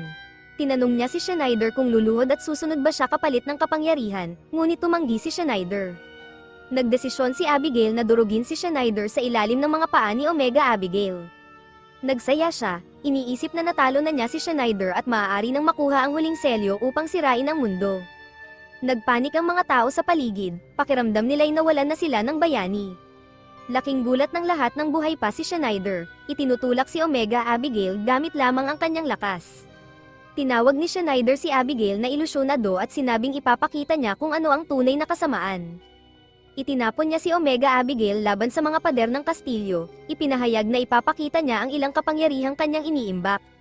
Lumipad siya sa kalangitan, tumakbo si Gar upang iligtas si Yoko mula sa mga bumabagsak na bato dulot ng mga aksyon ni Schneider. Sinabi niya kay Yoko na hindi maganda dahil kapag naging seryoso si Schneider, hindi siya sumusuko. Naniniwala si Yoko na totoo ito, nagsuggest si Nada na i-evacuate ang kastilyo. Tinawanan ni Abigail si Schneider, pinagtatawanan siya sa pag-iisip na maaari niyang gamitin ang magic laban sa kanya. Tinukso niya si Schneider, sinasabing isa lang siyang mage at magic lang ang kanyang sandata sa laban. Tumutol si Schneider, sinasabing iba ang kanyang magic at hindi pa siya natalo sa anumang laban o duelo sa nakalipas na 400 taon, at hindi rin niya balak matalo sa susunod na 400 taon. Sinabi ni Abigail kay Schneider na aalisin niya ang kanyang mapagmataas na fighting spirit at sa sandaling matapos ang kanyang spell, siya'y mamamatay. Nabahala si Archesnay dahil alam niyang hindi huubra ang magic laban kay Omega Abigail. Sumigaw siya kay Schneider na huwag gumamit ng magic laban kay Abigail ngunit hindi siya pinakinggan ni Schneider. Natapos ni Schneider ang kanyang spell, lumilikha ng isang madilim na enclosure sa paligid ni Omega Abigail. Natakot si Gar, Archesnay, at pati si Abigail dahil ang magic na ginamit ni Schneider ay isang ipinagbabawal na sinaunang spell. Napansin ito ni Guy at sinabing lahat ay magtago, nagsalita si Schneider ng isa pang spell sa ibabaw ng barrier at tumawa pa habang ginagawa ito. Ang spell ay lumikha ng mga slime organisms na nagtatali kay Omega Abigail at ang mga nilalang na parang ahas ay nagsimulang umatake sa kanya. Ipinaliwanag ni Schneider na ang mga nilalang na kanyang tinawag ay mga gutom na demon spirits mula sa impyerno, palaging gutom at kinakain ng anumang nasa paligid nila. Sinabi ni Gio, na nanunood, na ito ang pinakamahusay na paraan upang sirain ang isang demonic treasure gamit ang mga demonyo. Kumpiyansang inangkin ni Schneider na hindi makakalabas ng buhay si Abigail mula sa orb at tumawa ng matagal. Naniniwala si Schneider na tapos na ang laban habang nagiging solid ang mga organismo. Gayunpaman, nabasag ni Omega Abigail ang barrier ng walang gasgas, Sinira ang orb at nagpadala ng mga malalakas na wind blades na nagputol sa binti ni Schneider at muntik nang tamaan ang kanyang puso. Lahat ay nagulat nang makita si Schneider na malubhang nasugatan at bumagsak sa lupa. Nagpakawala ng isang sigaw si Omega Abigail habang si regular Abigail ay tumulo ang mga luha dahil palaging minamaliit siya ni Schneider. Biglang bumuo ng mga ulap ng bagyo at natakot si Gio at mga pari sa kapangyarihan ni Abigail matapos makita itong talunin ang mga demon spirits. Napagpasyahan ni Gio na imposible nang sirain ang Golden Treasure ngayong sila'y nag-merge. Biglang bumagsak si Sheila sa lupa, nahihirapan sa sakit, at isang ulan ng kidlat mula sa langit ang bumuhos sa kastilyo. Nagbukas ng mata si Anthrax, ang God of Destruction, at sumigaw. Nabasag na ang ikatlong selyo at ito'y gumagalaw na. Napagtanto ni Gio na ang ikaapat na selyo ay nagsisimula ng mabasag, ngunit nagtaka kung bakit. Pinipilit ni Schneider na pigilan ang kanyang braso mula sa pagkahulog habang tinatanong siya ni Abigail kung paano siya nagkaroon ng link sa Demon World at nakakuha ng ganoong kalaking magic power. Tinawanan ito ni Schneider at sinabing ito'y isang lihim, pagkatapos ay tinukso si Abigail, sinasabing umamin na natakot siya sa demon spirits na halos mapaihi siya sa takot. Nagalit si Abigail at sinipa si Schneider laban sa pader ng kastilyo, sinasabing huwag siyang maliitin. Sumigaw si Archesnay sa takot at sinabing umalis na si Schneider. Tinawanan ni Abigail si Schneider habang tinatapakan siya laban sa pader, nagtataka kung gaano katagal niya mapapanatili ang kanyang yabang. Huminto siya at bumagsak si Schneider sa isang puddle ng dugo. Naramdaman ni El ang kapangyarihan ng God of Destruction na dumadaloy kay Abigail at Schneider, na nagpa-question sa kanyang pag-iral. Si Sheila, na nasa sakit, ay sinubukang tawagin si Schneider. Kumpiyansang inisip ni Abigail na natapos na niya si Schneider. Tinawanan ni Schneider habang ang lahat ay natatakot na nakatingin sa kanya na nakahandusay sa sahig. Muling tumawa si Abigail, sinasabing sa wakas ay lilikha siya ng impyerno sa mundo. Nagsimula siyang umakyat sa tore kung saan naroon si Princess Sheila upang tanggalin ang huling selyo mula sa kanyang katawan. Nabigla ang lahat nang malaman na ang huling selyo ay nasa loob ni Princess Sheila. Nagtanong si Gio kung paano nalaman ni Abigail na ang huling selyo ay nasa prinsesa. Sinabi ni Abigail na nalaman niya dahil sa takot sa kanilang kapangyarihan. Si Gio ay nagtago ng selyo sa isang lugar sa kaharian kung saan ito'y pinakamahirap mahanap at pinakamadaling protektahan. Kaya gamit ang mahika, inilipat ni Gio ang selyo sa tiyan ng prinsesa. Nang lumapit si Abigail sa tuktok ng tore, ang mga kalalakihan ay natakot. Si Sheila, sa kabila ng sakit, ay nagawa pang banggitin ang pangalan ni Dark Schneider, na nanawagan sa kanya upang gumising at protektahan ang mundo. Sa isang himala, isang kidlat ang tumama kay Dark Schneider, na siyang nagpagising sa kanya. Ang kapangyarihan ng kadiliman ay nagsimulang magtipon sa paligid ni Dark Schneider. Sinimulan niyang pagsabihan si Abigail, sinasabing wala siyang karapatan gawing laruan ang mundo dahil ito'y para sa lahat. Sa kabila ng kanyang halos naputol na braso, itinaas ito ni Dark Schneider at nagsimulang magdasal ng isang makapangyarihang orasayon. Si Gio at ang mga pari ay natakot, alam nilang ito ang pinakamalakas na orasayon sa lahat. Tinawag ni Dark Schneider si Abigail na Upside Down Face Man, at idineklarang papasabugin niya ang kastilyo, ngunit walang epekto ang orasayon kay Omega Abigail. Tulad ng kapangyarihan ni Archesnay at Gara, wala ring epekto ang mga ito sa demonyong armor. Conclusion ni Gio, sila'y tiyak na mapapahamak, ang orasayon ni Dark Schneider ay nagiging mas makapangyarihan at sinisira ang bahagi ng kastilyo, kaya't nagtakbuhan ang lahat upang makaligtas.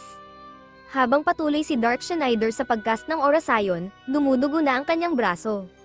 Si Abigail ay tumatawa lamang, sinasabing ang mahika ni Dark Schneider ay hindi makakagasgas sa Omega Abigail dahil ito'y may hindi matitinag na depensa. Ngunit bigla na lamang lumitaw si Archesnay sa kalangitan at kinwestiyon si Abigail. Sinabi niyang kahit gaano kalakas ang armor, maaari itong sirain ng mas makapangyarihang puwersa. Sinimulan ni Archesnay ang pagcast ng parehong orasayon na ginagamit ni Dark Schneider, Halloween.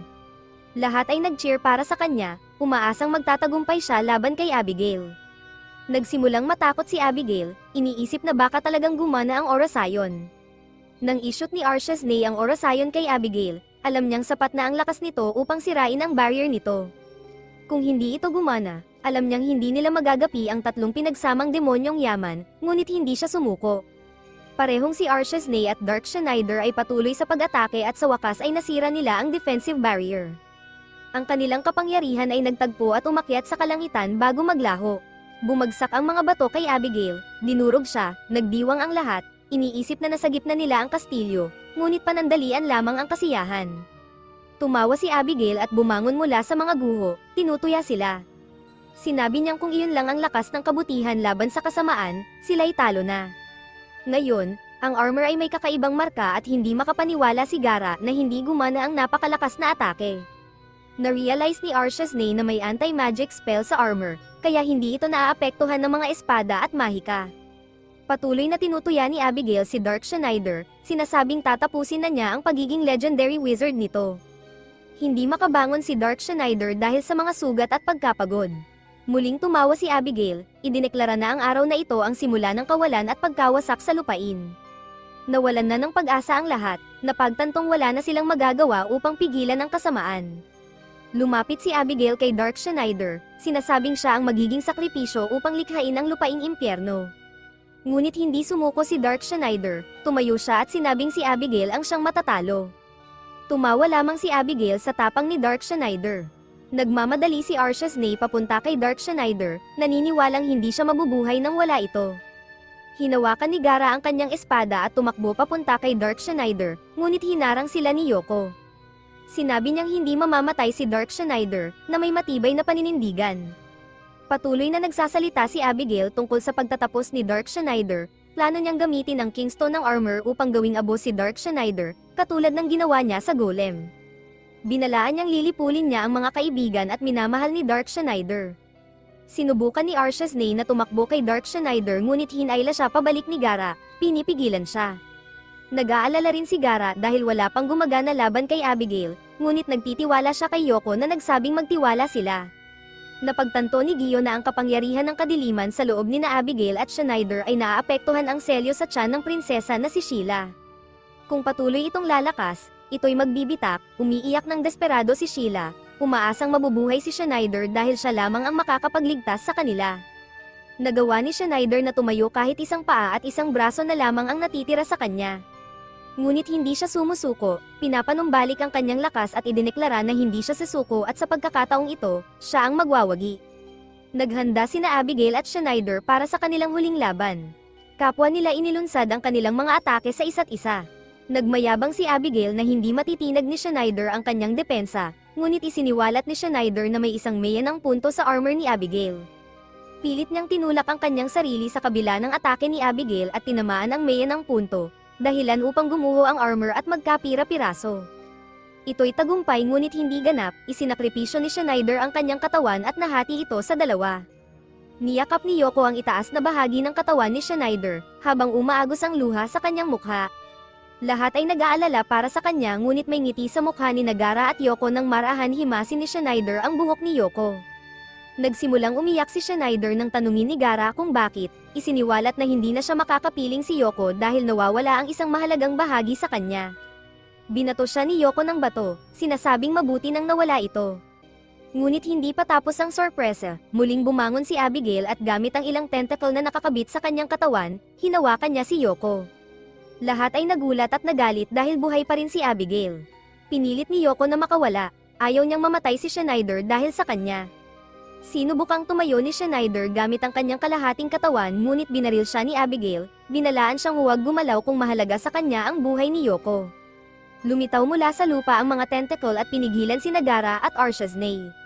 Itinutok ni Abigail ang isa pang bala kay Schneider at mukhang ito na ang katapusan para sa kanya. Sa isang malapanaginip na lugar, natagpuan ni Schneider ang kanyang sarili. Tinawag siya ni Lucian, sinasabing bumangon siya, dahan-daang damilat si Schneider at umupo. Si Lucian ay lumitaw sa kanyang harapan at iginiit na hindi pa oras ni Schneider para mamatay. May misyon pa siyang kailangan tuparin, protektahan ang Metallicana, pigilan ang pagbitak ng selyo at ang prinsesa, at ang Diyos ng pagkawasak. Bigyang kalasag ang kanyang mga nasugatang kaibigan mula sa nabigong laban.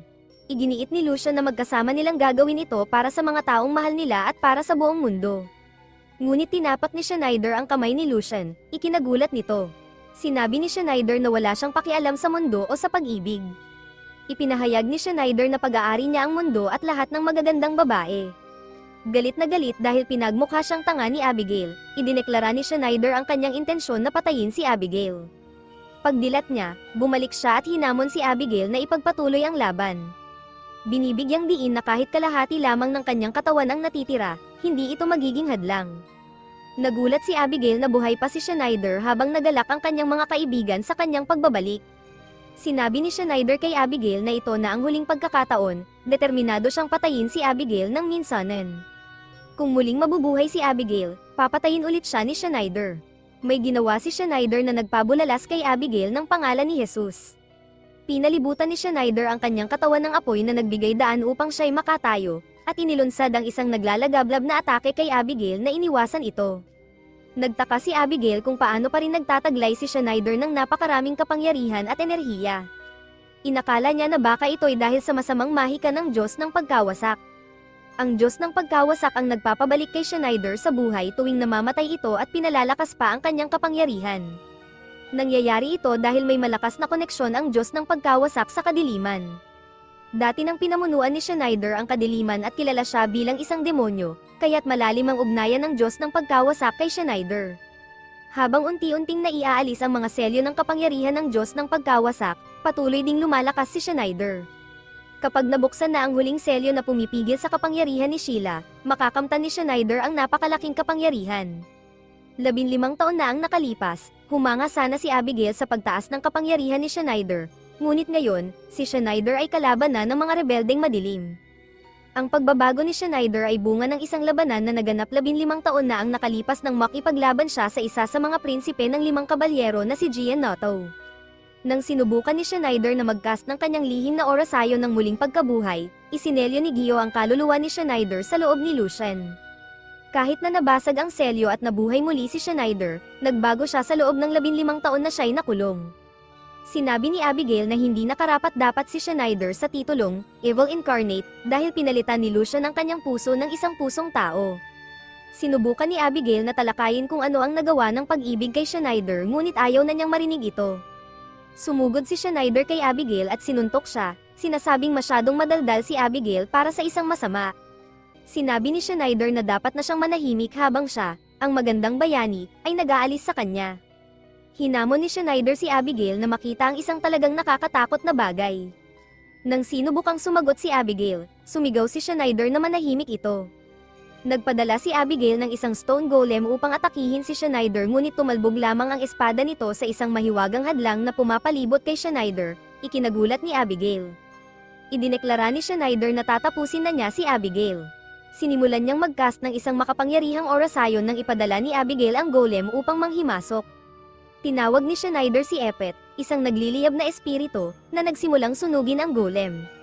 Nag-cast si Schneider ng isang Halloween spell na sumabog sa golem. Nagkomento si Gar na ang Halloween spell na ito ay mas malakas pa kaysa sa mga naunang orasayon ni Schneider. Sinabi ni Abigail na ang pagsasanib ng kanyang Ghost Knight sa Stone Golem ay magbibigay dito ng immunity laban sa kapangyarihan ni Schneider at lilikha ng isang puwersang pantapat. Pinanibago ng mga knight ang lakas ng golem, ginagawa itong mas malakas pa kaysa sa Halloween spell ni Schneider. Ngunit lumakas din si Schneider, nag-cast siya ng kanyang pinakamalakas na fire spell kasama ng isa pang Halloween spell na sa wakas ay tuluyang sumire sa Stone Golem. Si Yoko ay nag-cheer kay Schneider at lahat ay masaya na siya'y nananalo. Hinarap ni Schneider si Abigail at tinawag ang mga fire spirits upang harapin ang Ghost Knights. Nanlaki ang mata ni Abigail sa gulat habang nasisira ang kanyang hukbo. Sumigaw siya kay Schneider na lumayo at umatake gamit ang kanyang mga tentacle, ngunit sinunog ni Schneider ang mga ito. Muling sumubok si Abigail ngunit sinunog muli ni Schneider ang mga tentacle. Sinabihan ni Schneider si Abigail na manahimik at sinimulang suntukin ang kanyang mukha ng paulit-ulit. Habang sinusuntok, nag-charge si Abigail ng kanyang Satan Ring, iniisip na nagkamali si Schneider sa hindi paggamit ng mahika upang tapusin siya. Kapag puno na ang charge ng singsing, plano ni Abigail na maghiganti at magbukas ng black hole upang higupin si Schneider. Ngunit bago matapos ang charge, itinapon ni Schneider ang kanyang nagliliyab na espada na tumama kay Abigail at bumaon siya sa bato, na nagresulta sa kanyang kamatayan. Masaya si Gio at ang mga pari na napatay ni Schneider si Abigail. Ang selyo ng Diyos ng pagkawasak ay buo pa rin kaya hindi ito maaaring magdulot ng pagkawasak. Matapos talunin si Abigail, sugatan si Schneider, nawala ang kanyang katawan ng apoy at bumagsak siya sa lupa, kalahati lamang ng kanyang katawan ang natitira. Tumakbo si Yoko patungo sa kanya, nag-aalala, sinabi ni Schneider na may huli siyang sasabihin, "Mahal kita Yoko, Sinasabing pareho silang ni Lucian na mamahalin siya magpakailanman. Pagkatapos ay pumikit siya at ipinatong ang kanyang ulo. Nagulat si Yoko, sinusubukang gisingin siya, umiiyak at nagmamakaawa na bumalik. Lahat ay nalungkot, iniisip na namatay si Schneider. Ngunit biro lamang ito ni Schneider, niyakap niya si Yoko na may ngiti. Nang mapagtanto ni Yoko ang prank, sinuntok niya ito sa ulo. Nag-argumento sila ngunit sa huli ngumiti si Yoko at sinabing mahal niya si Schneider. Habang pinupuri ni Yoko si Schneider, sumingit si Abigail. Sinabi niyang kulang na ang kapangyarihan ni Schneider para tapusin siya. Sa pagkaubos ng enerhiya ni Schneider, inisip ni Abigail na siya na ang nagwagi. Naghanda si Abigail na atakehin si Schneider ngunit tumayo si Yoko sa harap nito upang protektahan siya. Napansin ni Yoko na hindi matatag ang plataporma ni Abigail. Sinubukan ni Schneider na kumbinsihin si Yoko na lumayo para sa kaligtasan ngunit sa halip, nagsimulang tumakbo si Yoko papunta kay Abigail, iniiwasan ang mga tentacle nito. Patuloy na sumigaw si Schneider para patigilin si Yoko ngunit huli na.